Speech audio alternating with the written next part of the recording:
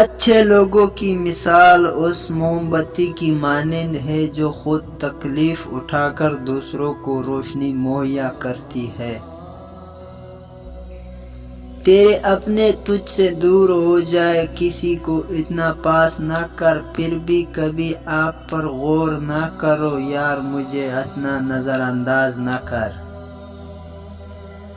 زندگی میں جو چاہیے حاصل کر لے، بس اتنا خیال رکھے کہ آپ کی منزل کا راستہ کبھی لوگوں کے دلوں کو توڑتا نہ گزرے۔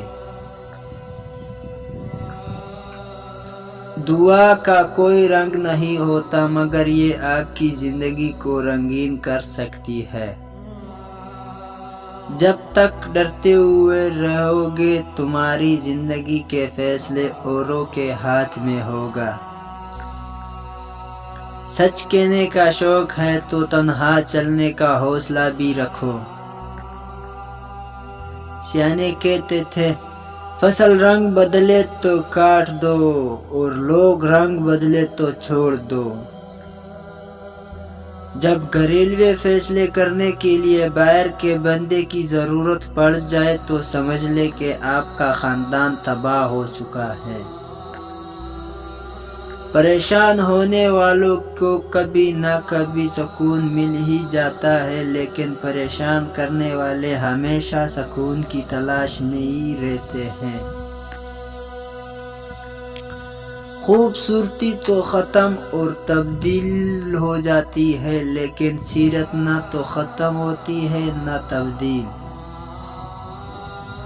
زندگی میں بس دلوں کو جیتنے کا مقصد رکھنا، ورنہ دنیا جیت کر تو سکندر بھی خالی ہاتھ گیا۔ گزری ہوئی زندگی کو کبھی یاد نہ کر، تقدیر میں جو نہیں لکھا اس کی فریاد نہ کر، جو ہوگا وہ ہو کر ہی رہے گا، تو کل کی فکر آج کی ہنسی برباد نہ کر۔ سخت ہاتھوں سے بھی جھوٹ جاتی ہے انگلیاں، رشتے طاقت سے نہیں محبت سے تھامے جاتے ہیں۔ بڑا انسان تو دراصل وہ ہوتا ہے جو دوسروں کو خوش دیکھ کر اپنے دل میں بھی خوشی محسوس کرے۔